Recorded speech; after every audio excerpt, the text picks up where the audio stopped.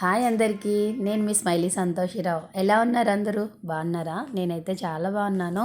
So ఇది నిన్నట్లాగా ఈరోజు కాదు. నేను నిన్న టైం లేక ఈరోజు అప్లోడ్ చేశాను అనమాట. నేను త్రినాథుల స్వామి పూజ చేసుకున్నాను. త్రినాథుల మేళ అంటారు కదా, అదే పూజ చేసుకున్నాను అనమాట. కార్తీక మాసంలో చేసుకుంటే మంచిదని చేశాను. సో మీతో షేర్ చేసుకుందామని చెప్పి వీడియో పెడుతున్నాను అనమాట. సో ఫస్ట్ అయితే నేను ఇలా కింద ఒక క్లాత్ పరుచుకొని, తర్వాత ఒక పీటకు పసుపు చక్కగా రాసుకొని, పైన ముగ్గు పిండితో ముగ్గు వేసుకొని కుంకుమ బొట్లు పెట్టుకుంటున్నాను. తర్వాత ఇలా మన క్లాత్ కింద పరిచే క్లాత్ కూడా ఏదైనా మనం వరలక్ష్మి వ్రతం, వినాయక చవితి చేస్తాం కదా, అలాంటి వాటికి యూజ్ చేసే క్లాత్నే పరుచుకోవాలి. అలాంటి వాటికి యూజ్ చేసే పీటనే వాడాలన్నమాట. తర్వాత చూసారు కదా, ఇలాంటి పటం ఉండాలి. బ్రహ్మ, విష్ణు, మహేశ్వరులో ఉండే ముగ్గురు కలిపి ఉండే పటం అనేది ఉండాలండి. దానికి నేను గంధం కలిపి బొట్లు పెట్టేస్తున్నాను. తర్వాత దానిపైన కుంకుమ బొట్లు కూడా పెట్టుకుంటున్నాను. సారీ అండి, నాకు కోల్డ్ అండ్ కఫ్ చాలా ఉంది. 3 డేస్ నుంచి అస్సలు మాటలు కూడా రాలేదు. ఈరోజు ఫీల్ బెటర్ అనే నేను చెప్తాను, ఎందుకంటే కొంచెం బాగానే ఉంది. ఈరోజు పర్వాలేకపోతుంది, అందుకే నా వాయిస్ కూడా కొంచెం బ్లర్ వస్తుంది. కొంచెం అడ్జస్ట్ అవ్వండి ప్లీజ్. అండ్ ఇది కార్తీక మాసంలో చేసుకుంటే చాలా మంచిది ఈ పూజ అంటారండి. సో ఎప్పుడైనా చేయొచ్చు, ఏ సండే ఏ ఆదివారమైనా చేసుకోవచ్చు, తప్పులేదు. కానీ కార్తీక మాసంలో చేస్తే చాలా మంచిది అని ఒక నమ్మకం, అంతే.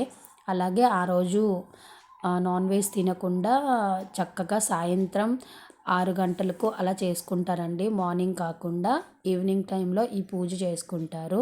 ఇవన్నీ నాకు కూడా తెలియవండి. నేను మా మమ్మీ వాళ్ళ దగ్గర చూసి నేర్చుకున్నవే మీకు చెప్తున్నాను అనమాట. కానీ మ్యాక్సిమం ఇయర్లీ వన్స్ అయినా ఈ పూజ చేసుకోవడం చాలా మంచిదంట. ఇదేం పెద్ద పని కూడా కాదండి, చాలా ఈజీ.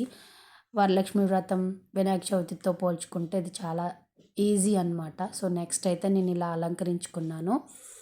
దీనికి మారేడాకులు చాలా ఇంపార్టెంట్ అండి. అండ్ అలాగే 3 ముంతలు తీసుకొని వాటికి పసుపు అయితే చక్కగా పూసేసి గంధం బొట్టు, కుంకుమ బొట్టు పెట్టుకోవాలండి. 3 బొట్లను గంధం బొట్లు, 3 కుంకుమ బొట్లు పెట్టుకున్నాను. నా దగ్గర ఉండే పువ్వులతో నేను అలా అలంకరించుకున్నాను దేవుణ్ణి. అలాగే నెక్స్ట్ మారేడాకులు అని ఇందాక చెప్పాను కదా, మారేడాకులు మాత్రం చాలా ఇంపార్టెంట్. అవి ఎక్కడి నుంచైనా తెచ్చి మాత్రం వాడాలి కన్ఫామ్గా. అండ్ అలాగే 3 దీపపు కుందులు కూడా తీసుకొని వాటికి కూడా గంధం బొట్లు పెట్టేసుకున్నాను. ఈ ముంతల్లో నిండగా నీళ్ళు పోసేసి పసుపు, కుంకుమ, అక్షింతలు అన్నీ వేసుకున్నానండి. తర్వాత మారేడాకులు పెట్టి వాటిపైన పువ్వులు పెట్టాను. ముంతలు పెట్టే ముందు బియ్యం వేసి బియ్యం పైన ముంతలు పెట్టానండి.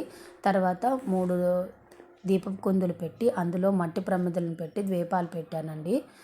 నువ్వుల నూనె కానీ నెయ్యి కానీ వేసుకొని దీపారాధన చేసుకోవాలి. తర్వాత కింద మారేడాకులు పెట్టి వాటిలో వడపప్పు పెట్టానండి. అటుకలు, పెసరపప్పు, అరటిపళ్ళు పెట్టానండి. తర్వాత ఆకు, వక్క, అరటిపండు పెట్టాను. 3 పెట్టుకోవాలి. అగరబత్తి వెలిగించుకొని దీపం వెలిగించుకున్నాను. తర్వాత అయితే కథ చదువుతున్నానండి. ఇంతేనండి పూజ, ఏమీ ఉండదు, చాలా సింపుల్. ఇలా కథ చదివిన తర్వాత నేను తప్పకుండా ఈ పూజకి కావాల్సిందైతే గంజాయి ఉండాలండి. ఒకవేళ దొరకకపోతే బీడీలు ఉంటాయి కదా, అవైనా పెట్టి ఇలా ధూపం ఇచ్చేటప్పుడు అందులో వేసి ధూపం ఇవ్వాలి. తర్వాత హారతి వెలిగించుకున్నానండి. కొబ్బరికాయ కొట్టేసి హారతి వెలిగించుకున్నాను. అండ్ అలాగే చెప్పడం మర్చిపోయాను, విఘ్నేశ్వరుని కూడా పూజించాలండి. పసుపు ముద్దతో చేసి ఎడమ వైపు పెట్టి పూజించాలి. మా పిల్లలకు కూడా ప్రసాదం ఇచ్చేసానండి. అండ్ అలాగే అపార్ట్మెంట్లో వాళ్ళకి కూడా ప్రసాదం పంచి పెడదామని చెప్పి ఇలా కలిపేసి ఉంచాను. ఇలా ఇవ్వడం చాలా మంచిదంట. And thank you so much for watching. Bye bye.